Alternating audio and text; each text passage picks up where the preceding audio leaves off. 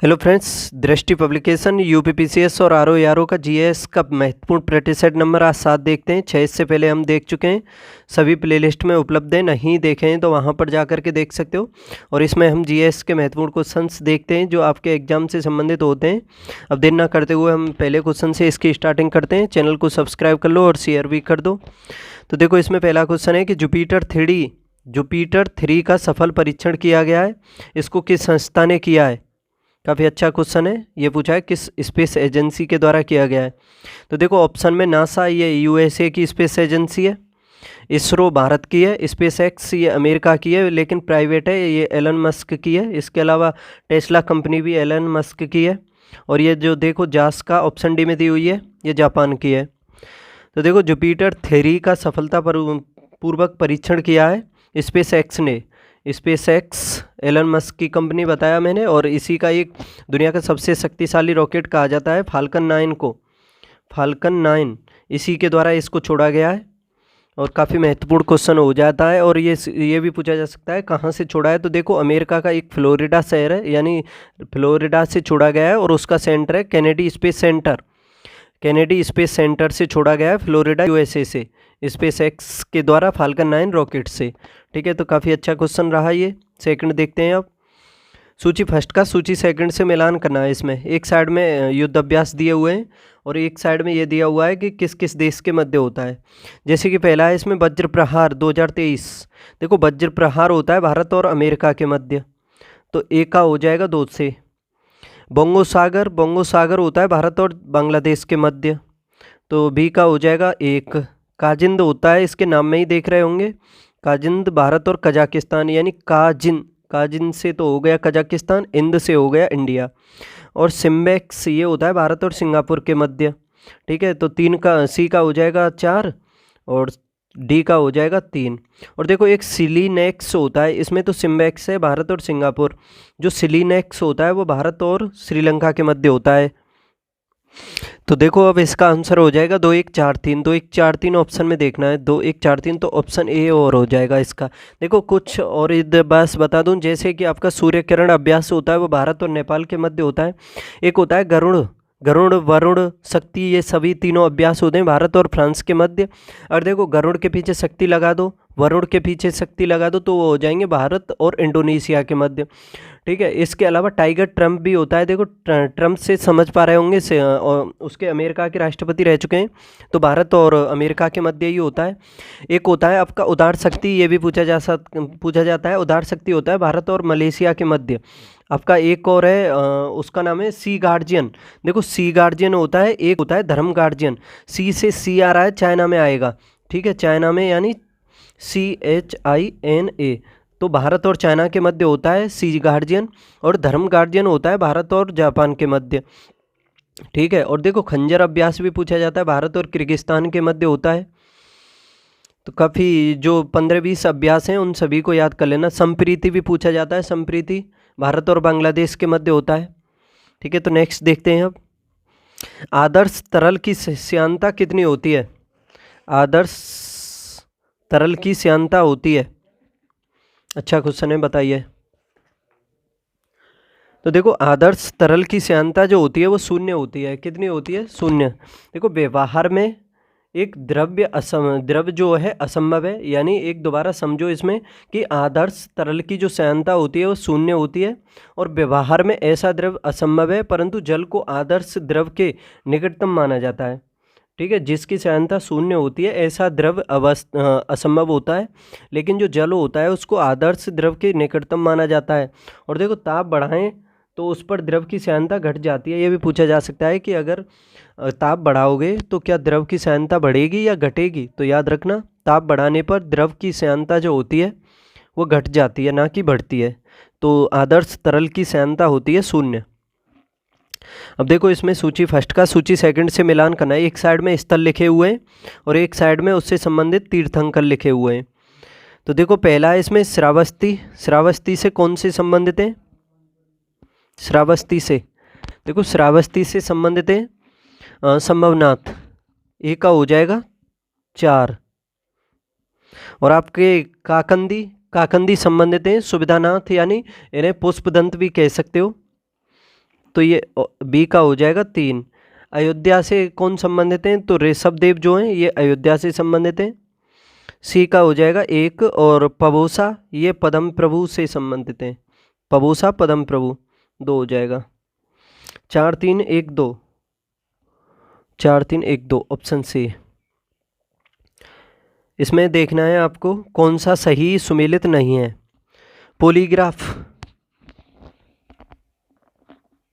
Polygraph से किसका मापन किया जाता है बताइए। क्या झूठ का पता लगाने वाला यंत्र होता है पॉलीग्राम जो होता है।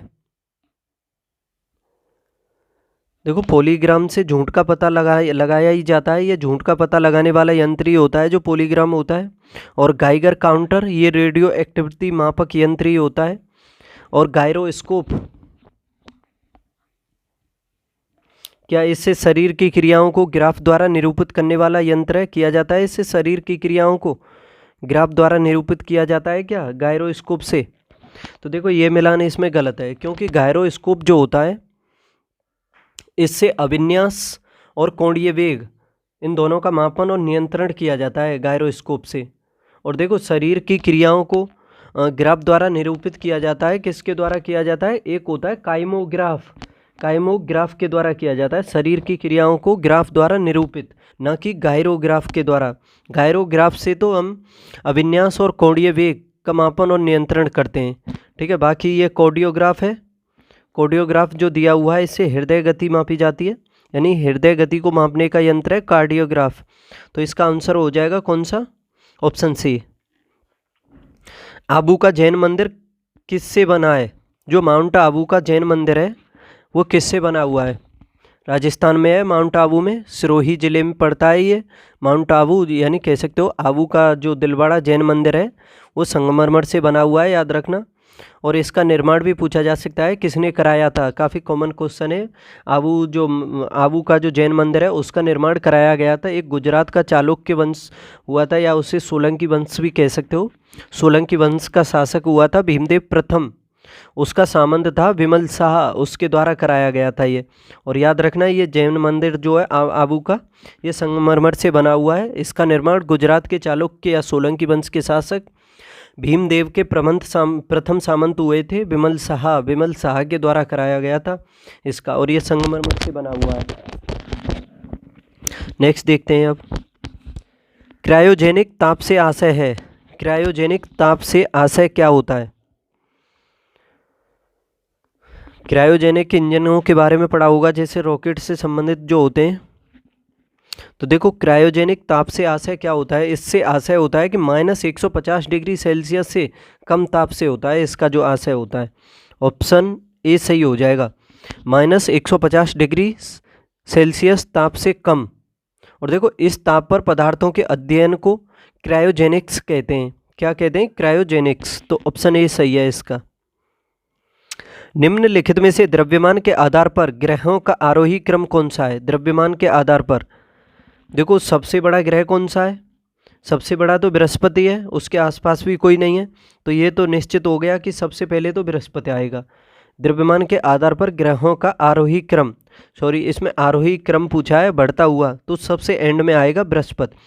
और इन चारों में जिसका सबसे कम द्रव्यमान है वो सबसे इसमें पहले आएगा, ठीक है। मैंने अवरोही बता दिया था स्टार्टिंग में, लेकिन आरोही होता है बढ़ता हुआ क्रम और अवरोही होता है घटता हुआ क्रम, ठीक है। तो समझ सकते हो, देखो सबसे एंड में तो इसमें बृहस्पति आएगा, तो इसमें ऑप्शन ए और सी को तो वैसे ही काट दो इसमें, ठीक है। देखो सबसे एंड में बृहस्पति बी में भी दिया हुआ है और डी में भी।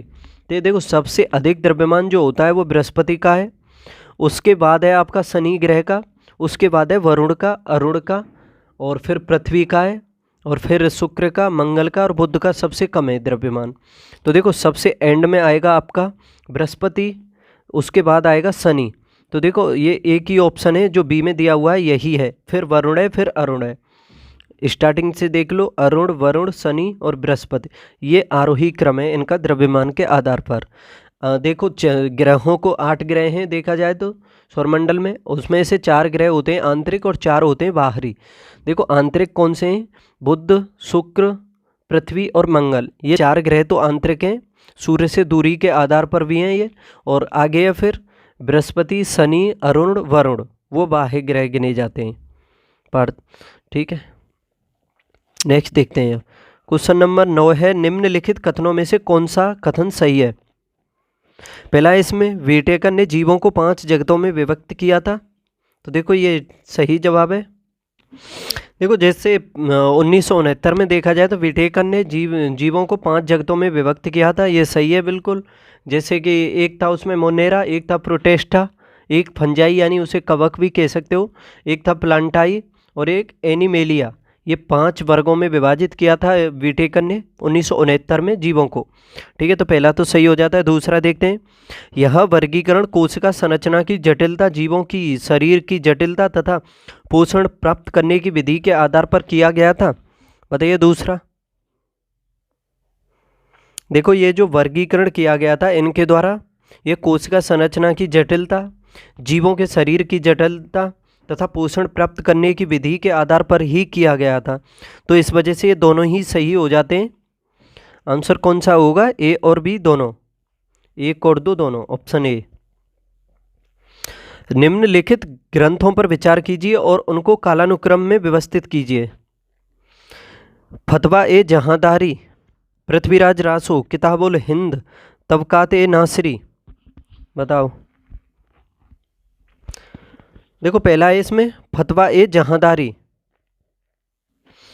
देखो काफ़ी अच्छा क्वेश्चन रहेगा ये। फतवा ए जहांदारी, जो ये फतवा ए जहांदारी है इसको लिखा गया था जियाउद्दीन बर्नी के द्वारा। किसके द्वारा, जियाउद्दीन बर्नी के द्वारा। और देखो ये रहे थे जियाउद्दीन बर्नी, जब इनका टाइम जो था ये मोहम्मद बिन तुगलक और फिरोज शाह तुगलक के टाइम में रहे थे, तो समझ सकते हो 1285 से 1358 तक तो मोहम्मद बिन तुगलक यही इसी का टाइम था, और फिरोज शाह तुगलक ये भी रहा था। नहीं, 1285 से लेकर के 1358 तक फिरोज शाह तुगलक और ये मोहम्मद बिन तुगलक दोनों का टाइम था, इसी के दौरान रहे थे ये जो बर्नी रहे थे। ठीक है, जियाउद्दीन बर्नी 1285 से 1358 तक, तो समझ सकते हो। लिख देता हूँ, चलो इतना रख समझ लो, 1358 से 1258 से 1358 ये टाइम पीरियड समझ लो। और देखो पृथ्वीराज रासो, ये पृथ्वीराज रासो जो है ये चंद्रवरदाई के द्वारा लिखी गई थी, और ये पृथ्वीराज रासो थे पृथ्वीराज चौहान के टाइम में। और देखो पृथ्वीराज चौहान के टाइम में देखा जाए तो 1165 से लेकर के 1192 तक, यानी जो सेकंड तराइन युद्ध हुआ था उस युद्ध तक शासन किया था पृथ्वीराज चौहान ने। मोहम्मद गौरी से पराजित हुए थे दूसरे तराइन के युद्ध में। पहला हुआ था 1191 में, दूसरा हुआ था 1192 में, और देखो तीसरा युद्ध और हुआ था तराइन का। वो कोई बता सकता है मुझे तराइन का तीसरा युद्ध कब हुआ था। और देखो किताबुल हिंद को लिखा था अलबरूनी ने। अलबरूनी जो थे ये महमूद गजनवी के टाइम में थे, कल भी बताया था मैंने, महमूद गजनवी के साथ आए थे अलबरूनी, और ये प्रथम विदेशी थे जिन्होंने पुराणों का अध्ययन किया था, और 1030 में इनके द्वारा लिखी गई थी ये किताबुल हिंद, जिसको तहकीक हिंद भी कहा जा सकता है। ठीक है, तो इसका टाइम समझ लो 1030। और देखो तबकात ए नासिरी, बताओ ये किसके द्वारा लिखी, तो बताऊं। देखो तबकात ए नासिरी को लिखा गया था मिनहाज उस सिराज के द्वारा, मिनहाज उस सिराज के द्वारा लिखा गया था इसको। ठीक है, तो इसका टाइम कब था। देखो मिनहाज उस सिराज जो रहे थे ये इल्तुतमिश के टाइम में रहे थे, और इल्तुतमिश का टाइम था 1211 से लेकर के 1236 तक। ठीक है, तो उस हिसाब से समझ सकते हो। तो देखो इसमें सबसे पहले कौन सा आएगा, किताबुल हिंद, यानी 3 आएगा इसमें सबसे पहले। फिर इसके बाद कौन सा आएगा, फिर इसके बाद आएगा सेकंड पृथ्वीराज रासो, तो दो आएगा। फिर उसके बाद 1211 यानी तबकात ए नासिरी आएगा, तो 4 आएगा। और सबसे एंड में आएगा 1, 3 2 4 1 आएगा इसका सही जवाब, 3 2 4 1, तो ऑप्शन डी सही हो जाएगा इसका, 3 2 4 1। नेक्स्ट देखते हैं, पवनों द्वारा उत्पन्न तरंगों को प्रगामी तरंग कहते हैं। कथन देखना है कौन सा सही है। क्या पवनों द्वारा उत्पन्न जो तरंगें होती हैं उनको प्रगामी तरंगें कहते हैं। तो देखो पहला सही है, क्यों कहते हैं ये भी बता दो। क्योंकि यह तरंग रूप जो होता है शीघ्रता से जल से होकर के गुजर जाता है, इसी वजह से इन्हें प्रगामी तरंग कहते हैं। और देखो पवन द्वारा जो उत्पन्न प्रगामी तरंगें होती हैं ना, एक प्रकार की दोलनी तरंगें होती हैं, ये भी याद रख लेना। देखो दोलनी तरंगों में प्रत्येक तरंग एक निश्चित संदर्भ बिंदु से गुजरती है, ठीक है। और ये जो पवन तरंगें होती हैं काफ़ी महत्वपूर्ण हो जाती हैं। पवनों द्वारा जो प्रगामी तरंगें उत्पन्न होती हैं वो दोलनी तरंगें होती हैं, और पवनों द्वारा उत्पन्न तरंगों को ही प्रगामी तरंगें कहा जाता है। तो पहला इसमें सही है। दूसरा देखो, प्रगामी तरंगें एक प्रकार की दोलनी तरंगें होती हैं, तो ये भी ठीक है, मैंने बताया अभी, दोनों ही सही हो जाएंगे इसके। तो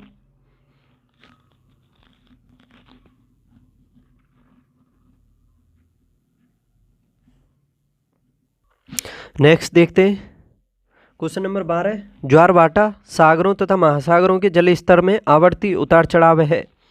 इसके ये कथन है आपके सामने कि ज्वारभाटा सागरों तथा महासागरों के जल स्तर में आवर्ती उतार चढ़ाव होता है क्या। तो देखो इसका जो पहला कथन दिया हुआ है, ज्वारभाटा सागरों तथा महासागरों के जल में आवर्ती उतार चढ़ाव होता है, तो कथन बिल्कुल ठीक है। कारण देखते हैं, यह चंद्रमा एवं सूर्य के विभेदी आकर्षण शक्ति के फलस्वरूप होता है, ये भी ठीक है।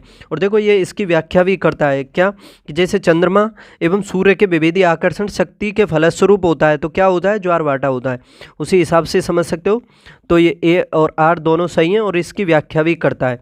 देखो इसके बारे में बता दूं मैं, जो ज्वारभाटा होते हैं अच्छे से समझने की कोशिश करना। ये इसकी उत्पत्ति देखा जाए तो पृथ्वी की सतह पर सूर्य और चंद्रमा का आकर्षण बल होता है इसमें, और पृथ्वी का गुरुत्वाकर्षण बल और अपकेंद्रीय बल, इन तीनों बलों के प्रभाव से होता है। यानी दोबारा समझो, पृथ्वी की सतह पर देखा जाए तो जब ज्वारभाटा की उत्पत्ति होती है तो उसमें सूर्य और चंद्रमा का आकर्षण बल और पृथ्वी का गुरुत्वाकर्षण बल और अपकेंद्रीय बल, ये सभी इसके लिए उत्तरदायी होते हैं। और देखो समुद्री स्तर पर ही बात की जाए तो ऊपर जल के ऊपर उठने को तो हम ज्वार कहते हैं, नीचे गिरने को हम कहते हैं भाटा। याद रखना, जल स्तर के ऊपर उठने को तो ज्वार कहते हैं, और नीचे गिरने को क्या कहते हैं, भाटा, ठीक है। देखो एक पॉइंट आपसे ये पूछा जा सकता है कि जैसे सूर्य और चंद्रमा का इसमें आकर्षण बल होता है, क्या सूर्य का अधिक आकर्षण बल इसको प्रभावित करता है या चंद्रमा का करता है, ये बताना है आपको। देखो दूरी के ऊपर डिपेंड करता है ये आकर्षण बल जो होता है। देखो एक चीज़ बता दूं, समुद्री सतह पर जो ज्वारभाटा आता है, ज्वार को देखा जाए तो सूर्य का आकर्षण बल कम प्रभावित करता है चंद्रमा की अपेक्षा, क्योंकि चंद्रमा का आकर्षण बल अधिक प्रभावित करता है। क्यों करता है, क्योंकि जो चंद्रमा होता है, चंद्रमा है पृथ्वी के नज़दीक है सूर्य के मुकाबले, उस हिसाब से चंद्रमा का जो आकर्षण बल है पृथ्वी पर अधिक प्रभावित करता है इसको, ज्वारभाटा को, ठीक है। तो और देखो एक स्थिति और होती है जो सिजगी के समय होती है, इसमें पृथ्वी, सूर्य और चंद्रमा ये तीनों सीधी एक ही रेखा में होते हैं, तब आता है दीर्घ ज्वार। पूछा जा सकता है कि दीर्घ ज्वार की उत्पत्ति कब होती है, तो जब होती है जब सूर्य, चंद्रमा और पृथ्वी तीनों एक ही सीधी रेखा में होते हैं। और देखो क्यों होती है दीर्घ ज्वार, इसे क्यों कहते हैं, क्योंकि इसमें जो सामान्य ज्वार आता है उसकी अपेक्षा इसकी जो ऊंचाई होती है अधिक हो जाती है। और देखो एक तरह के ज्वार जब एक माह में 2 बार आते हैं, यानी इस तरह के जो जब ज्वार आते हैं ना, ये एक महीने में 2 बार आते हैं, और ये जब आते हैं तो या तो अमावस्या को आते हैं या पूर्णिमा को आते हैं। और एक स्थिति ये भी होती है कि सूर्य और चंद्रमा और पृथ्वी सीधी रेखा में ना होकर के समकोण पर होते हैं, तब कौन सा ज्वार आता है, बताओ। देखो जब समकोण की स्थिति होती है सूर्य, चंद्रमा और पृथ्वी के मध्य, तब तो आता है निम्न ज्वार। और एक ही सीधी रेखा की स्थिति होती है, यानी सिचगी के समय होती है वो भी, तो तब आता है दीर्घ ज्वार, ठीक है, याद रखना। तो ये दोनों ही सही हो गए। आगे देखते हैं अब सूची फर्स्ट का सूची सेकंड में इसमें मिलान करना है। जल धाराएं एक साइड में और एक साइड में उसकी अवस्थिति के बारे में। वेनेजुएला की धारा, फ्लोरिडा की धारा, मोजाम्बिक की धारा और क्यूरोसियो की धारा। वेनेजुएला की धारा काफ़ी अच्छा क्वेश्चन है, ये धाराओं का भी 1 या 2 क्वेश्चन आता है निश्चित। बताओ इसका मिलान करो, बताइए। देखो वेनेजुएला की जो धारा है ये ठंडी धारा है, और ये कहाँ अवस्थित है, यानी किस क्षेत्र में चलती है, तो दक्षिणी अटलांटिक महासागर के क्षेत्र में चलती है ये वेनेजुएला की धारा। तो इसका सही जवाब क्या होगा, एक का हो जाएगा 2, ठीक है। और फ्लोरिडा की धारा ये गर्म है, लिख देता हूँ, देखो इसी पर सामने, ये तो हो गई ठंडी, ये हो गई गर्म। फ्लोरिडा की धारा ये गर्म धारा है और ये चलती है उत्तरी अटलांटिक महासागर में, ठीक है। और देखो मोजाम्बिक की धारा, मोजाम्बिक की धारा देखी होगी आपने, हिंद महासागर में दक्षिणी, जैसे मोजाम्बिक है, मेडागास्कर और मोजाम्बिक ये इन दोनों के मध्य में चलती है ये मोजाम्बिक की धारा दक्षिणी हिंद महासागर में। और ये कौन सी है, तो ये गर्म है। क्यों गर्म है, देखो गर्म और ठंडी आप छांटने के लिए कैसे कर सकते हो, अगर कोई धारा भूमध्य रेखा से ध्रुवों की तरफ चल रही है, अगर किसी धारा की डायरेक्शन भूमध्य रेखा से ध्रुवों की तरफ है तो वो गर्म धारा होगी, और यदि उसकी डायरेक्शन हाँ भूमध्य रेखा से ध्रुवों की तरफ है तो वो गर्म है, और ध्रुवों से अगर भूमध्य रेखा की तरफ है तो वो ठंडी धारा होगी। देखो क्यूरोसियो की धारा ये भी गर्म है, क्यूरोसियो की ये उत्तरी प्रशांत महासागर में चलती है। तो इसका सही होगा, एक का 2 होगा, बी का 3 होगा, सी का 4 होगा और डी का 1 होगा। 2 3 4 1 होगा, 2 3 4 1। नेक्स्ट देखते हैं, निम्नलिखित कथनों में से कौन सा कथन सही है। पहला कथन है इसमें, विश्व में जिप्सम का सर्वाधिक उत्पादक देश संयुक्त राज्य अमेरिका है। क्या जो जिप्सम है सबसे अधिक अमेरिका में उत्पादित किया जाता है।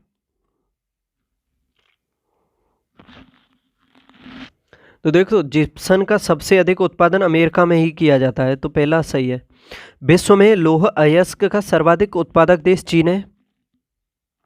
देखो ये गलत है दूसरा, क्योंकि लौह अयस्क और बॉक्साइट का सर्वाधिक उत्पादक देश है ऑस्ट्रेलिया, ना कि चीन, ठीक है, इतना ही समझ लो। तो इसमें पहला सही है दूसरा गलत है, और यही पूछा है कौन सा सही है, पहला सही हो जाएगा इसका।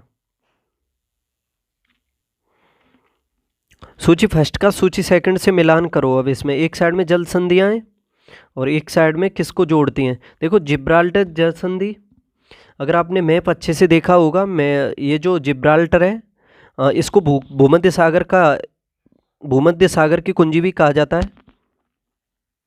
देखो भूमध्य सागर की कुंजी तो कहा जाता है जिब्राल्टर जल संधि को, भूमध्य सागर का प्रकाश स्तंभ कहा जाता है स्ट्रोम्बोली जो ज्वालामुखी है, सक्रिय ज्वालामुखी, उसको।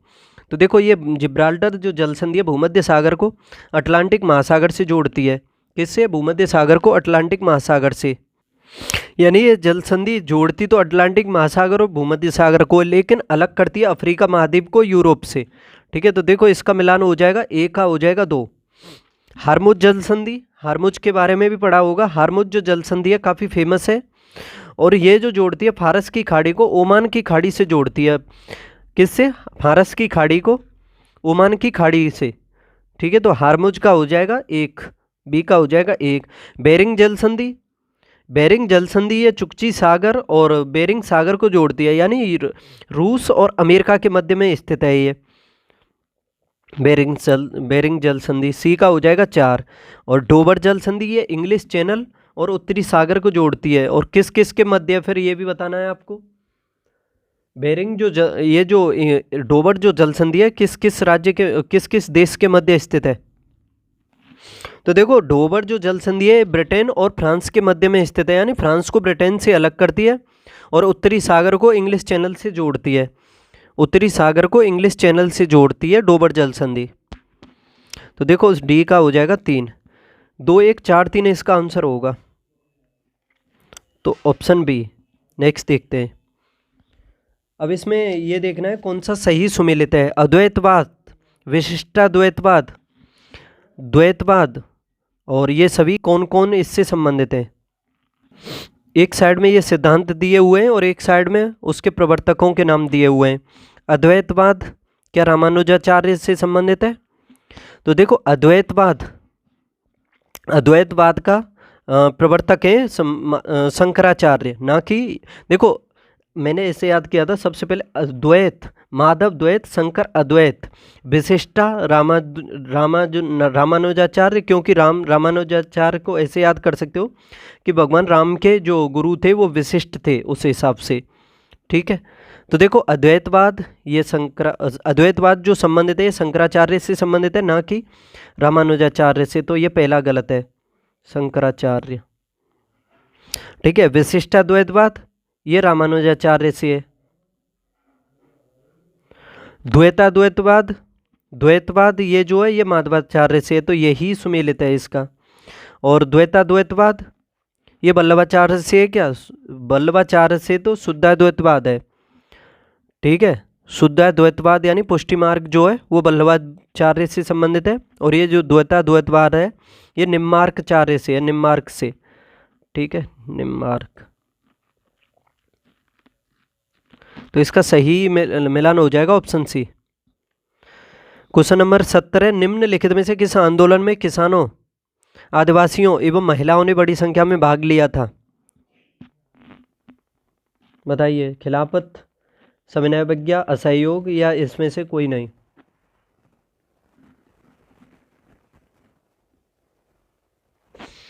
तो देखो, किसानों, आदिवासियों और महिलाओं ने बड़ी संख्या में भाग लिया था सविनय अवज्ञा आंदोलन में। 1930 में चला था ये सविनय अवज्ञा आंदोलन।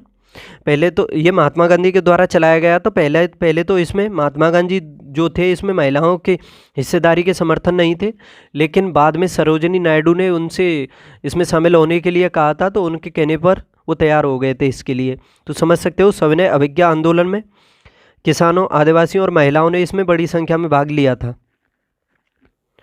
सूची फर्स्ट का सेकंड से मिलान करो। एक साइड में संगठन और एक साइड में उसके संस्थापक या सह संस्थापकों के नाम लिखे हुए हैं। देखो, अभिनव भारत की इसकी स्थापना किसने की थी? देखो, अभिनव भारत के बारे में बता दूं, एक था, आपने सुना होगा मित्र मेला।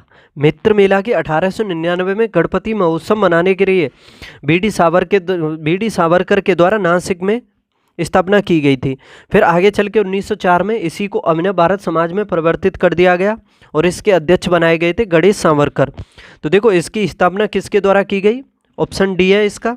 ए का 4 हो जाएगा वीडी सावरकर, पहले का सही मिलान हो जाएगा वीडी सावरकर। और इसमें दिया हुआ हिंदुस्तान सोशलिस्ट रिपब्लिकन एसोसिएशन की स्थापना। देखो, इसे समझने से पहले ये देखो, पंजाब नौजवान भारत सभा की स्थापना किसके द्वारा की गई थी? तो देखो, 1926 में की गई थी पंजाब में इस नौजवान सभा की स्थापना। इसमें भगत सिंह, छबिलदास, यशपाल ये सभी शामिल थे, ठीक है। नौजवान सभा की 1926 में भगत सिंह के द्वारा की गई। तो सी का हो जाएगा 2, ए का तो बता दिया मैंने 4, सी का हो जाएगा 2। और आपका ये हिंदुस्तान सोशलिस्ट रिपब्लिकन की स्थापना, यानी एक था आपका हिंदुस्तान रिपब्लिकन एसोसिएशन, उसकी स्थापना 1924 में की गई थी सचिंद्र सान्याल और रामप्रसाद बिस्मिल के द्वारा। उसी में फिर आगे चल करके 1928 में ये जो है एच लगा दिया, यानी हिंदुस्तान एस को लगा दिया, उसमें हिंदुस्तान सोशलिस्ट रिपब्लिकन एसोसिएशन कर दिया उसको, ठीक है। तो इसमें ये चंद्रशेखर आज़ाद, भगत सिंह ने लगाया, ये सभी इसी में शामिल थे। तो देखो, चंद्रशेखर आज़ाद दिया हुआ है, तो इसका सही मिलान हो जाएगा इसमें चंद्रशेखर आज़ाद। तो इसका दूसरे बी का हो जाएगा 3। और आपका इंडियन रिपब्लिकन आर्मी इसकी स्थापना किसके द्वारा की गई? तो देखो, इसका एक ही वजह है, ये सूर्य सेन के द्वारा। तो डी का हो जाएगा 1। 4 3 2 1 इसका सही आंसर होगा। 4 3 2 1, तो ऑप्शन ए ही हो जाएगा इसका। नेक्स्ट देखते हैं, क्वेश्चन नंबर 19 है। सूची फर्स्ट का सूची सेकंड से मिलान कीजिए। भीमसेन कायस्थ, यानी एक साइड में व्यक्तियों के नाम लिखे हुए हैं और एक साइड में उनकी रचनाओं के नाम। भीमसेन कायस्थ, तो देखो, ये तारीख ए दिलकुशा इन्हीं से संबंधित है, भीमसेन कायस्थ से। तारीख ए दिलकुशा, चंद्रभान ब्रह्मन, ये चहार चमन से संबंधित है। ए का 4, बी का 1। ईश्वरदास नागर दुहाते आलमगिरी, तो सी का हो जाएगा 2। खुजान राय भंडारी, ये खुलासत उत तवारीख से संबंधित हैं, तो डी का हो जाएगा 3। तो 4 1 2 3 इसका सही जवाब है ऑप्शन डी। ये देखो, बंगाल विभाजन से संबंधित निम्नलिखित कथनों में से कौन सा कथन असत्य है? बंगाल विभाजन से संबंधित कौन सा कथन है इसमें जो असत्य है? देखो, पहला है, इसमें ब्रिटिश सरकार ने 20 जुलाई 1905 को बंगाल विभाजन के निर्णय की घोषणा की थी क्या? बताइए, बंगाल विभाजन की घोषणा जो की गई थी क्या 20 जुलाई 1905 को की गई थी? देखो, काफ़ी अच्छा क्वेश्चन है ये। बंगाल विभाजन की जो घोषणा है ये 20 जुलाई 1905 को बंगाल विभाजन की घोषणा की गई थी, ये ठीक है इसका। दूसरा देखो, बंग विरोधी आंदोलन 7 अगस्त 1905 को आरंभ हुआ था, ये भी ठीक है। और 16 अक्टूबर 1905 को बंगाल विभाजन प्रभावी हुआ था, ये भी सही है। और ये डी देखो, बंगाल के विभाजन के समय एच रिजले बंगाल का लेफ्टिनेंट गवर्नर था क्या? तो देखो ये एच रिजले ये बंगाल का लेफ्टिनेंट गवर्नर नहीं था उस टाइम, तो कौन था? एंड्रयूज हेंडरसन था वो, ठीक है, एंड्रयूज हेंडरसन, उसका पूरा नाम है एंड्रयूज हेंडरसन लीथ फ्रेजर। ये भारतीय सिविल सेवा का अधिकारी था और ये 1903 से लेकर के 1908 तक बंगाल का लेफ्टिनेंट गवर्नर बना था, ठीक है। तो यही इसका गलत है। और देखो, वायसराय उस टाइम कैनिंग था, कैनिंग नहीं, वो कर्जन था, कर्जन, सॉरी।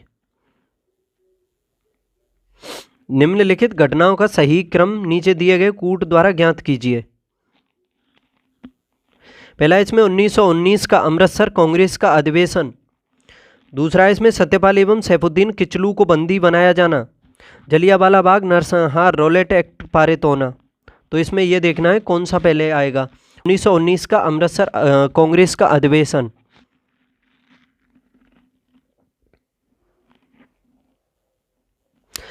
तो देखो, पहला है इसमें अमृतसर जो अधिवेशन हुआ था कांग्रेस का, वो दिसंबर 1919 में हुआ था। कब हुआ था?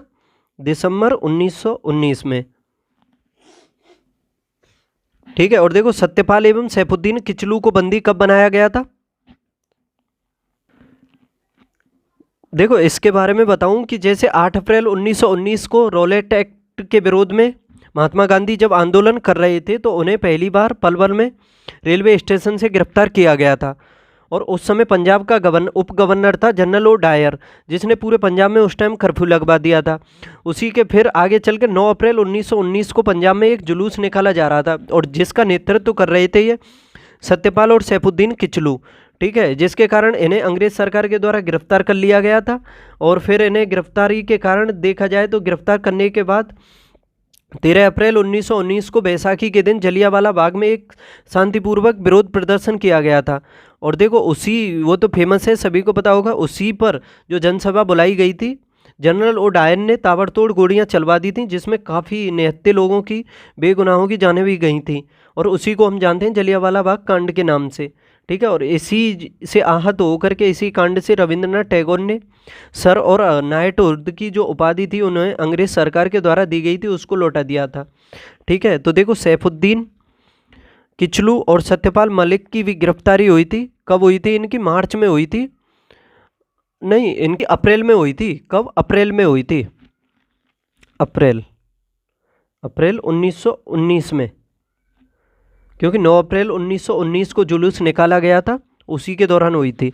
और देखो, जलियांवाला बाग नरसंहार ये 13 अप्रैल को हुआ था, 13 अप्रैल 1919 को। और रॉलेट एक्ट कब पारित हुआ था? फिर रॉलेट एक्ट सबसे पहले पारित हुआ था। जब ये पारित हो गया था तो उसी के विरोध में आंदोलन किया गया था महात्मा गांधी के द्वारा। फिर उन्हें रेलवे स्टेशन से गिरफ्तार कर लिया गया। फिर आगे चल के बताया मैंने, जुलूस निकाला गया, सत्यपाल मलिक की गिरफ्तारी की गई। फिर आगे आपका बैसाखी के दिन जलियांवाला कांड हुआ। तो रॉलेट एक्ट ये मार्च में आया था 1919 में, ठीक है। तो सबसे पहले कौन सा आएगा इसमें? रॉलेट एक्ट आएगा, यानी सबसे पहले इसमें 4 आएगा।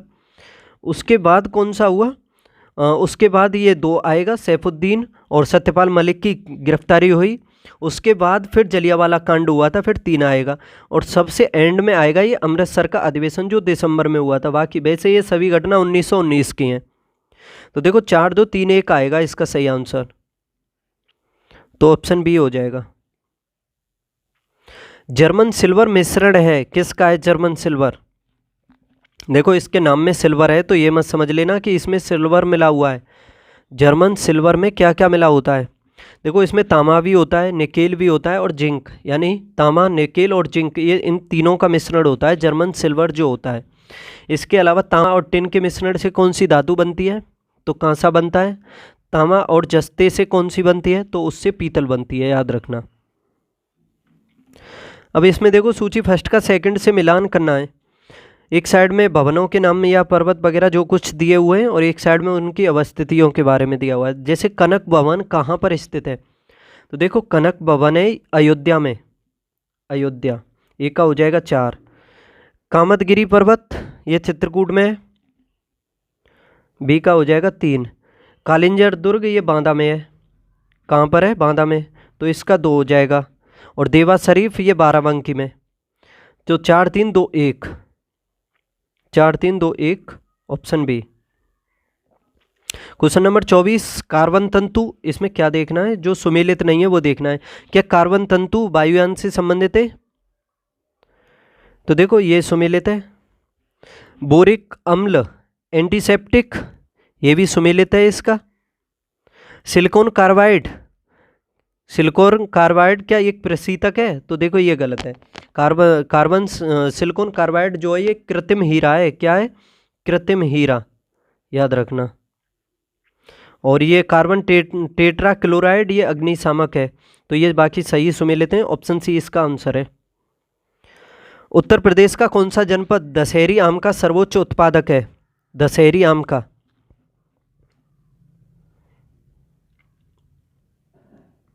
देखो दशहरी आम की जो उत्पत्ति मानी जाती है 18वीं शताब्दी में लखनऊ के काकोरी के निकट एक दशहरी नामक गांव है, वहां से मानी जाती है और इसी वजह से इसका नाम दशहरी पड़ा है, क्योंकि दशहरी नामक एक गांव है, काकेरी जो कांड हुआ था उस जगह के निकट है और लखनऊ में पड़ता है और 18वीं शताब्दी से मानी जाती है इसकी उत्पत्ति।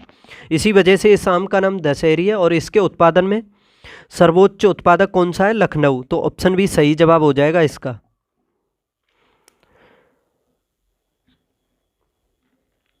क्वेश्चन नंबर 26 है, 106वें संविधान संशोधन अधिनियम 2023 द्वारा लोकसभा और विधानसभाओं के लिए किए गए महिला आरक्षण प्रावधानों के संदर्भ में निम्नलिखित कथनों पर विचार करना है। 106वां संविधान संशोधन किससे संबंधित है, महिला आरक्षण से, याद रखना, तो इसके बारे में देखना है। ये प्रावधान वर्ष 2024 में होने वाले लोकसभा के आम चुनाव से लागू हो जाएगा, क्या ये लोकसभा के आम चुनाव से लागू हो जाएगा, बताओ। तो देखो ये तो गलत है ना, इसमें पहला, देखो इसमें ये पहला गलत है। क्यों गलत है इसके बारे में बता दूं कि ये जो संशोधन अधिनियम है इसके लागू होने के बाद देखा जाए तो जब पहली जनगणना होगी ना उसके बाद फिर जो परिसीमन के आंकड़े जो आएंगे परिसीमन के प्रभावी होने के बाद ही ये लागू होगा, ठीक है, ना कि ये पहली लोकसभा के आम चुनाव के, यानी 2024 में होने वाले लोकसभा के आम चुनाव के बाद। और ये जो लागू होगा ये शुरुआत में 15 वर्ष की अवधि के लिए होगा, लेकिन इसे आगे बढ़ाया जा सकता है संसद के द्वारा, ठीक है, तो इस वजह से ये पहला गलत हो जाता है। दूसरा है इसमें ये प्रावधान 25 वर्ष की अवधि तक प्रभावी होंगे, तो ये भी गलत है, 15 वर्ष की अवधि तक प्रभावी होंगे शुरुआत में, तो ये दोनों ही गलत हैं, ऑप्शन डी। सूची फर्स्ट का सूची सेकंड से मिलान करो। इसमें एक साइड में राज्य और एक सभा में लोकसभा में प्रतिनिधित्व, यानी लोकसभा में कितनी सीटें हैं। देखो मध्य प्रदेश में कितनी सीटें हैं, लोकसभा में सबसे अधिक सीटें तो उत्तर प्रदेश के पास हैं 80, लेकिन मध्य प्रदेश में कितनी है, मध्य प्रदेश में 29 सीटें, एक का हो जाएगा 2 से। और तमिलनाडु में कितनी है, तमिलनाडु में 39 हैं, ठीक है। छत्तीसगढ़ में कितनी है, छत्तीसगढ़ में 11 हैं। और झारखंड में कितनी है फिर 14। तो देखो 2 1 4, एक सेकंड, 2 1 4 3 इसका आंसर होगा, 2 1 4 3 देख लो, तो ऑप्शन सी। क्वेश्चन नंबर 28, हाल ही में संसद द्वारा अधिनियमित मुख्य निर्वाचन आयुक्त और अन्य निर्वाचन आयुक्त नियुक्ति सेवा की शर्तों और पदावधि अधिनियम 2023 के तहत मुख्य निर्वाचन आयुक्त और अन्य निर्वाचन आयुक्त का वेतन होगा किसके समकक्ष होगा, यानी किसके समान होगा, बताइए।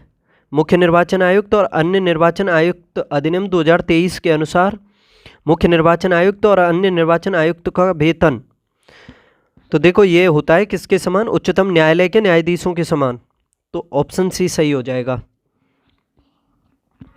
आगे देखते हैं अब,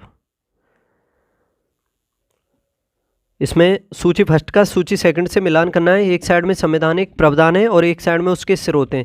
देखो मंत्रिमंडलीय प्रावधान कहाँ से लिया गया है, जो मंत्रिमंडलीय प्रावधान लिया गया है वो ब्रिटेन के संविधान से लिया गया है, यानी इंग्लैंड के संविधान से। केंद्र राज्य संबंध ये कनाडा से, ए का हो जाएगा 3, बी का हो जाएगा 4 और संविधान संशोधन की प्रक्रिया ये आर्टिकल 368 के तहत ये कहाँ से ली गई है? दक्षिण अफ्रीका से एक। और ये राष्ट्रपति पर महाभियोग ये यूएसए से 2 हो जाएगा। ठीक है, तो 3 4 1 2 3 4 1 2 देखना है। 3 4 1 2 ये जो प्रावधान है जो अलग अलग देशों से लिए गए हैं ये भी पढ़ लेना अच्छे से, क्योंकि इनसे भी पूछने की संभावना रहती है। जैसे कि देखो यूएसए के संविधान से बता दूं आपको मौलिक अधिकार भी लिए गए हैं, संविधान की सर्वोच्चता, स्वतंत्र न्यायपालिका भी प्रस्तावना का विचार भी लिया गया है, राष्ट्रपति का पद और ये महाभियोग, ये काफ़ी राष्ट्रपति का निर्वाचन भी लिया गया है। और देखो दक्षिण अफ्रीका से बताई दिया मैंने, दक्षिण अफ्रीका से संविधान संशोधन की व्यवस्था ली गई है, काफ़ी फेमस हो जाती है। इसके अलावा यहाँ से राज्यसभा के सदस्यों का निर्वाचन भी लिया गया है। और ये जो ब्रिटेन है, ब्रिटेन से एक नागरिकता ली गई है। भारत में एक नागरिकता है, अमेरिका में दोहरी नागरिकता है, सभी को पता होगा, वहाँ पर प्रांतों की नागरिकता भी होती है। और ब्रिटेन के संविधान से ही संसदीय प्रणाली है आपके सामने, विधि का शासन भी है और सर्वाधिक मतों की प्राप्ति के आधार पर चुनाव भी है, चुनाव में जीत भी है यहीं से। और देखो ये जो कनाडा का संविधान है ये भी काफ़ी फेमस हो जाता है अपने आप में। कनाडा के संविधान से ये जो आपके सामने दिए केंद्र राज्य संबंधों के बारे में ये सभी लिए गए। ठीक है, अर्ध संघात्मक सरकार या ऐसे समझ सके सशक्त केंद्र, संघात्मक शक्तियाँ, ये सभी। और देखो दक्षिण अफ्रीका से ये आपके सामने है ही। फ्रांस के संविधान से गणतंत्र राज्य का विचार लिया गया है, स्वतंत्र, समानता एवं बंधुता का विचार भी। जापान से लिया गया विधि द्वारा स्थापित प्रक्रियाएं। और देखो रूस के संविधान से पूछे जाते हैं मौलिक कर्तव्य, काफ़ी फेमस है। और न्याय भी लिए गए हैं जैसे राजनीतिक, सामाजिक और आर्थिक। ठीक है, आयरलैंड से नीति निर्देशक तत्व, राष्ट्रपति के निर्वाचन की विधि। देखो राष्ट्रपति का निर्वाचन वो तो लिया गया है यूएसए से, लेकिन राष्ट्रपति के निर्वाचन की विधि आयरलैंड से कंफ्यूज मत होना। और जो राज्यसभा में 12 सदस्य मनोनीत किए जाते हैं राष्ट्रपति के द्वारा, वो भी आयरलैंड के संविधान से लिए गए हैं। नेक्स्ट देखो, निम्नलिखित में से कौन एक सही सुमेलित नहीं है? कबीरपंथियों का पवित्र तीर्थ स्थल मगहर में है, तो ये तो सुमेलित है। भगवान बुद्ध का निर्माण जो हुआ था कुशीनगर में हुआ था, ये भी सुमेलित है। सूफी संत हाजी वारिस अली साहा की मजार क्या देवा शरीफ में है? बताइए बताइए। तो देखो ये भी सुमेलित है। 88,000 ऋषियों की तपस्ली क्या संकिसा, ये सुमेलित है क्या?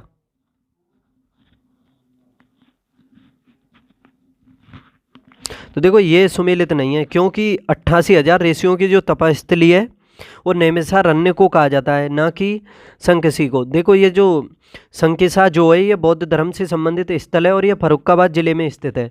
तो यही जवाब हो जाएगा इसका ऑप्शन डी। राज्य लोक सेवा आयोग के संदर्भ में निम्नलिखित कथनों पर विचार कीजिए।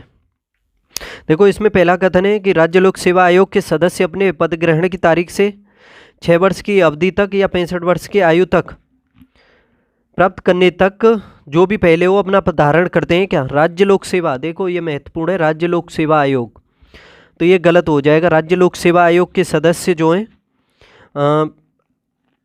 6 वर्ष की आयु तक तो पद धारण करते हैं, लेकिन 65 नहीं, ये हो जाएगा इसमें 62 वर्ष। ठीक है, इस वजह से ये गलत है। और फिर जो भी पहले हो जाए तब तक, ये तो केंद्र में होगा ना, संघ लोक सेवा आयोग जो होता है उसकी अगर अवधि देखी जाए तो 65 वर्ष की आयु तक या फिर 6 वर्ष तक, लेकिन राज्य में 62 वर्ष होती है। दूसरा है इसमें, राज्य लोक सेवा आयोग के अध्यक्ष या किसी अन्य सदस्य को उच्च न्यायालय की जांच के पश्चात राज्यपाल द्वारा पद से हटाया जा सकता है। देखो हटाएगा तो राष्ट्रपति ही, राज्यपाल नहीं हटाएगा, इस वजह से ये दूसरा भी गलत है। तो ये दोनों ही गलत हैं इसके। इसमें क्या पूछा है, कौन सा सही है ये पूछा है, तो कोई भी सही नहीं है, ऑप्शन डी। निम्नलिखित में से कौन से राज्य के नीति निर्देशक तत्व संविधान में बाद में जोड़े गए? कौन से जोड़े गए इसमें? देखो समान न्याय और निःशुल्क विधिक सहायता, ये 39A में जोड़ा गया। और कौन से संविधान संशोधन से? 42वें से, यानी 42वें संविधान संशोधन अधिनियम 1976 के द्वारा 39A में, आर्टिकल 39A में यह कर्तव्य कर दिया कि समान न्याय और निःशुल्क विधिक सहायता नागरिकों को उपलब्ध कराएगा और ये राज्य का कर्तव्य होगा। ठीक है, तो ये पहला तो इसमें जोड़ा गया बाद में, क्या पूछा है इसमें, निम्नलिखित में कौन सा राज्य के नीति निर्देशक तत्व तो संविधान में बाद में जोड़े गए। देखो उद्देश्यों के प्रबंध में कर्मकारों का भाग लेना, इसको भी जोड़ा गया 42वें संविधान संशोधन 1976 के द्वारा ही 43A में प्रावधान कर दिया गया इसका। देखो ये तो 39A में कर दिया, ये कर दिया 43A में, ठीक है। यानी औद्योगिक प्रबंधन में कर्मचारियों की भागीदारी सुनिश्चित करना, ये राज्य का इसमें कर्तव्य कर दिया। फिर ये देखो कर्मकारों के लिए निर्वाह मजदूरी, देखो इसके बारे में कर्मकारों के लिए निर्वाह मजदूरी आर्टिकल 43 पढ़ा होगा आपने, उसमें दिया हुआ है कि कर्मचारियों को न्यूनतम मजदूरी, अच्छा जीवन स्तर और साप्ताहिक अवकाश उपलब्ध कराना ये राज्य का कर्तव्य होगा। तो ये तो यानी संविधान में था ही मौलिक कर्तव्यों में, उसमें राज्य के नीति निर्देशक तत्वों में, तो ये तो बाद में जोड़ा नहीं गया। चौथा है इसमें पर्यावरण का संरक्षण तथा संवर्धन, ये काफ़ी महत्वपूर्ण है, पर्यावरण का संरक्षण और संवर्धन। तो देखो इसको जोड़ा गया था आर्टिकल 48 में, 48 यानी 48A में जोड़ा गया था इसको, और 42वें संविधान संशोधन के द्वारा ही जोड़ा गया। और इसमें प्रावधान कर दिया कि पर्यावरण और वन्य जीवों की सुरक्षा इसके तहत करना ही राज्य का कर्तव्य कर दिया। पर्यावरण का संरक्षण और वन्य जीवों की सुरक्षा करना, इसका संरक्षण करना राज्य का कर्तव्य बना दिया। तो समझ सकते हो 1, 2 और 4 ये बाद में जोड़े गए। ऑप्शन बी सही जवाब हो जाएगा इसका।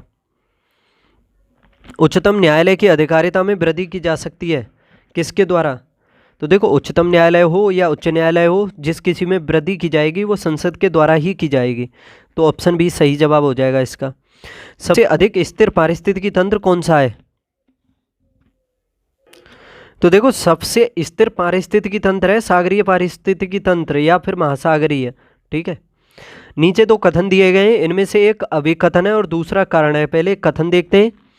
प्रत्येक राज्य की कार्यपालिका शक्ति इस प्रकार प्रयोग किया जाए, यानी प्रत्येक राज्य की कार्यपालिका शक्ति का इस प्रकार प्रयोग किया जाएगा जिससे संघ की कार्यपालिका शक्ति के प्रयोग में कोई अड़चन ना हो और उस पर कोई प्रतिकूल प्रभाव ना हो। दोबारा देखो कथन को कि प्रत्येक राज्य की कार्यपालिका शक्ति का इस प्रकार प्रयोग किया जाएगा जिससे संघ की कार्यपालिका शक्ति के प्रयोग में कोई अड़चन ना हो और उस पर कोई प्रतिकूल प्रभाव ना पड़े। तो देखो बिल्कुल सही है, समझ पा रहे होंगे। दूसरा कारण है इसमें अपनी कार्यपालिका शक्तियों का प्रयोग करके भारत सरकार राज्यों को आवश्यक निर्देश दे सकती है।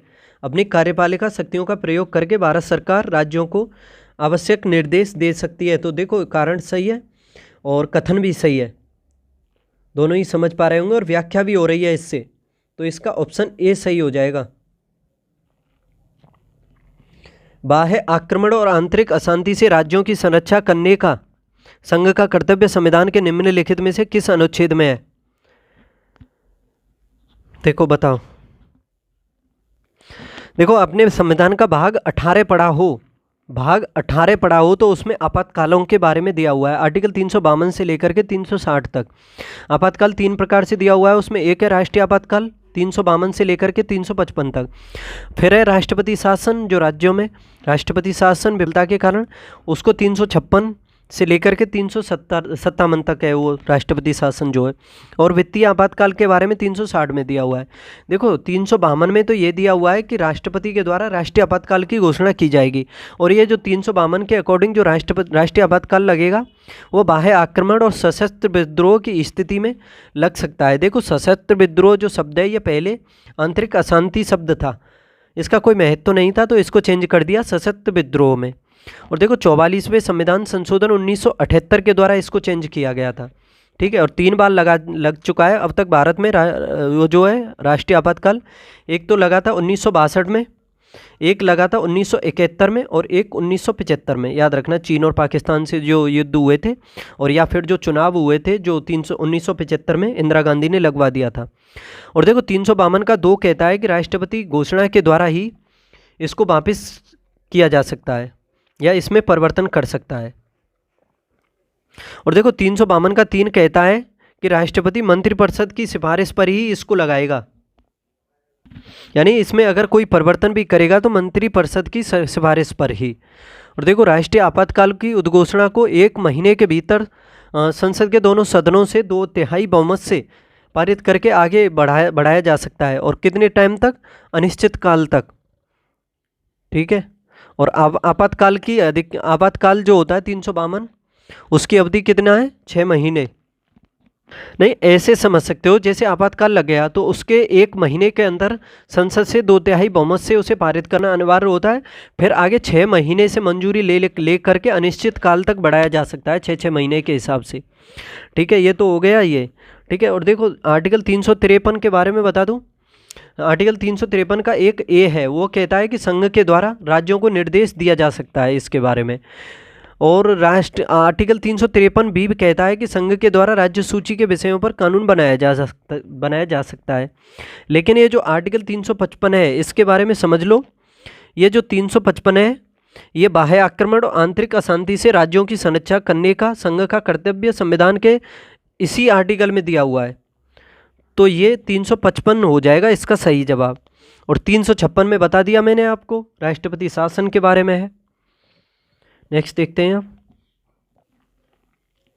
क्वेश्चन नंबर 37 है, निम्नलिखित कथनों में से कौन सा सत्य नहीं है? पहला है, इसमें भूमध्य रेखा से ध्रुवों की ओर जैव विविधता में वृद्धि होती है।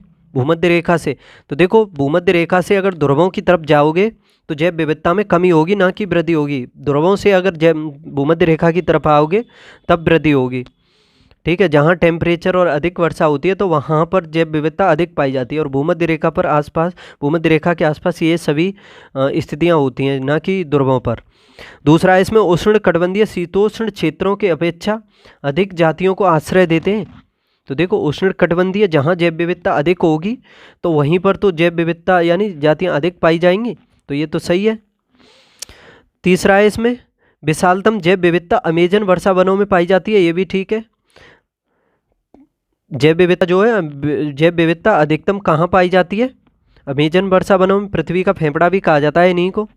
और देखो जाति विविधता शीतोष्ण क्षेत्रों से ध्रुवों की ओर घटती जाती है, तो ये भी ठीक है। इसमें पहला ही गलत है और यही आंसर है इसका। भारतीय संविधान के तहत निम्नलिखित कथनों में से कौन से कथन सही हैं? पहला है, इसमें भारत सरकार की समस्त कार्यपालिका शक्तियाँ राष्ट्रपति के नाम से की जाती हैं। जैसे आर्टिकल 53 के बारे में पढ़ा होगा कि संपूर्ण कार्यपालिका शक्तियां राष्ट्रपति में निहित होती हैं, तो देखो पहला सही है। भारत सरकार का कार्य अधिक सुविधापूर्वक किए जाने के लिए तथा मंत्रियों में उक्त कार्य के आवंटन के लिए नियम बनाने का दायित्व कैबिनेट सचिव का होता है क्या? तो देखो ये गलत है, राष्ट्रपति होता है इसमें, ना कि कैबिनेट। देखो आर्टिकल 77 के खंड 3 में देखा होगा आपने, उसमें दिया हुआ है कि राष्ट्रपति भारत सरकार का कार्य अधिक सुविधापूर्वक किए जाने के लिए मंत्रियों में उक्त कार्य के आवंटन का नियम बनाएगा। ठीक है, जो कार्यों के लिए आवंटन के नियम बनाता है वो राष्ट्रपति आवंटित करता है उनको, मंत्रियों को। तो पहला सही है इसमें, दूसरा गलत है।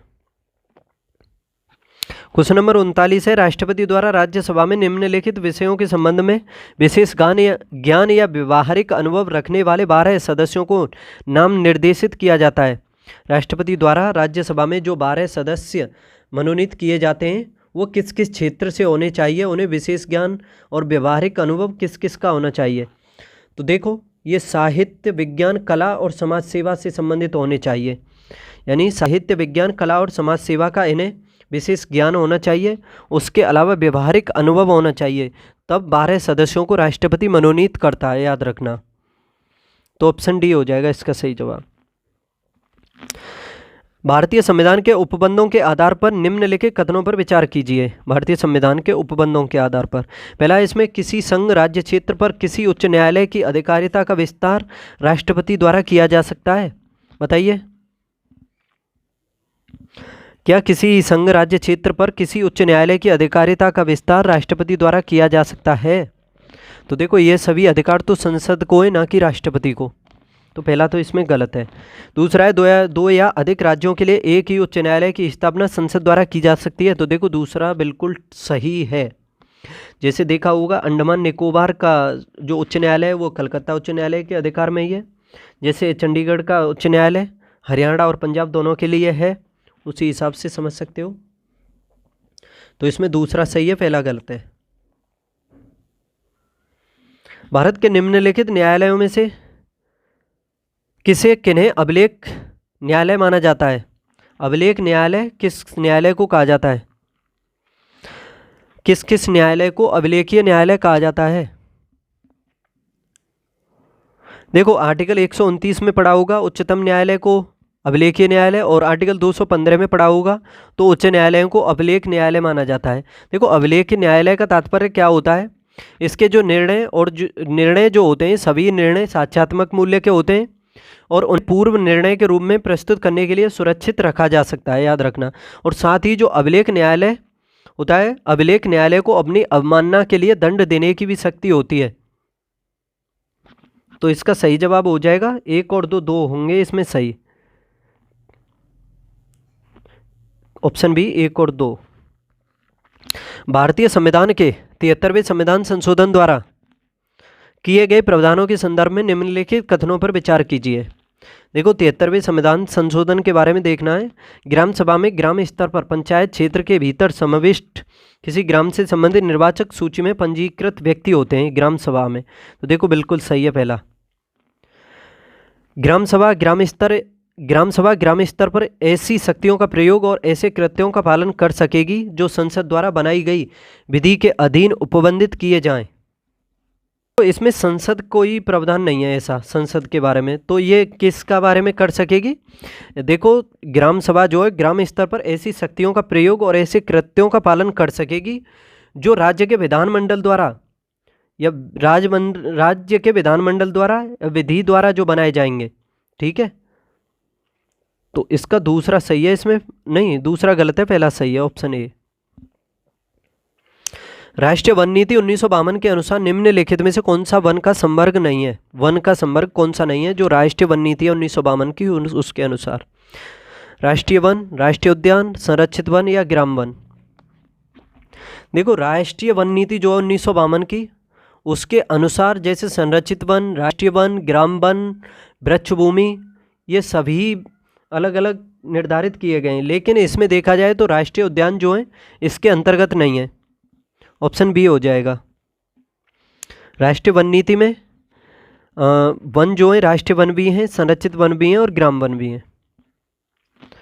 44 देखो, कोशिका भित्ति पादप एवं जंतु कोशिका दोनों में पाई जाती है क्या कोशिका भित्ति?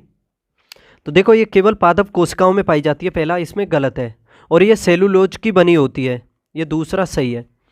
ठीक है, जीवाणुओं में कोशिका भित्ति पेप्टिडोग्लाइकेन की बनी होती है, लेकिन ये जो कोशिका भित्ति है पादप एवं जंतु कोशिका दोनों में पाई जाती है, ये गलत है, इसका केवल पादप कोशिकाओं में पाई जाती है। दूसरा है इसका सही जवाब, नहीं कौन सा सही है? केवल ऑप्शन ए होगा, केवल एक, केवल दो। नेक्स्ट देखते हैं अब, सूची फर्स्ट का सूची सेकंड से मिलान करना है। एक साइड में वन्यजीव अभ्यारण्य और एक साइड में राज्य। नामदफा वन्यजीव अभ्यारण्य कहाँ पर है? नामदफा, देखो नामदफा है आपका अरुणाचल प्रदेश में, बांदीपुर है आपका कर्नाटक में, पेरियार है केरल में, और लामजाओ है काबुल नामजाओ मणिपुर में। ठीक है, तो 2 1 4 3 हो जाएगा, ऑप्शन ए। क्वेश्चन नंबर 46 सही सुमेलित नहीं है, वो देखना है। वाट रोग किससे संबंधित है? वाट रोग, देखो वाट रोग आलू से संबंधित है। मूंगफली का टिक्का रोग, लाल सरण रोग जो लगता है क्या बाजरे में लगता है? देखो बाजरे में नहीं लगता है, यह गन्ने का रोग है। किसका है? गन्ने का, याद रखना गन्ने का रोग है। और किड्डू रोग यह गेहूं से संबंधित है। ठीक है, तो इसका सही जवाब है ऑप्शन डी। निम्नलिखित में से कौन प्रवास कटिपद्ध सिद्धांत से संबंधित है? S Stouffer, Griffith, Taylor, Darwin या हैरिस उलमैन? कौन प्रवास कटिबंध सिद्धांत से संबंधित है? तो देखो इसका सही जवाब होगा ग्रिफिथ टेलर। ग्रिफिथ टेलर प्रवास कटिबंध सिद्धांत से संबंधित है। दूध को दही में परिवर्तित करने वाला जीवाणु कौन सा है? तो देखो लैक्टोबैसिलस है। लैक्टोबैसिलस जो जीवाणु है ये दूध को दही में परिवर्तित कर देता है। लैक्टिक अम्ल पाया जाता है दूध में, दूध से जितने भी पदार्थ मिलते हैं सभी में पाया जाता है, ये याद रखना। निम्नलिखित कथनों में कौन सा या कौन से कथन सही हैं? फेरोमोन्स कीटों द्वारा उत्सर्जित किया जाता है क्या? फेरोमोन्स, तो देखो पहला सही है। बेसिलस thuringiensis एक जीवाणु है, बताइए। तो ये भी ठीक है इसका, तो ये दोनों ही सही हैं इसके ये कथन जो हैं। आज का लास्ट क्वेश्चन है, हाल ही में भारत का कौन सा विश्व विरासत स्थल भारत का पहला हरित ऊर्जा पुरातत्व स्थल बना है? कौन सा विश्व विरासत स्थल है जो भारत का पहला हरित ऊर्जा पुरातत्व स्थल बना है? तो देखो यूनेस्को विश्व धरोहर स्थल में देखा जाए तो इसमें ये मामल्लपुरम का जो तट मंदिर है ये भारत का पहला हरित ऊर्जा पुरास्थल बना है। तट मंदिर सही जवाब हो जाएगा इसका। और इसका देखो विकास किया गया है ग्रीन हेरिटेज प्रोजेक्ट के तहत, और इसको 7वीं शताब्दी में पल्लव वंश के शासक नरसिंह वर्मन द्वितीय के द्वारा बनवाया गया था और द्रविड़ शैली में बना हुआ है। ठीक है, काफ़ी अच्छा क्वेश्चन हो गया ये। तो दोस्तों इस तरह से ये प्रैक्टिस सेट कंप्लीट होता है 7वां। बताइए कैसे लगे सभी क्वेश्चन। अगर इसकी आपको पीडीएफ चाहिए तो टेलीग्राम चैनल पर मिलेगी, M2M क्लासेस से नाम से उसे ज्वाइन कर सकते हो। कल मिलते हैं फिर 8वें प्रैक्टिस सेट के साथ। चैनल को सब्सक्राइब कर लो, शेयर भी कर दो। बाय।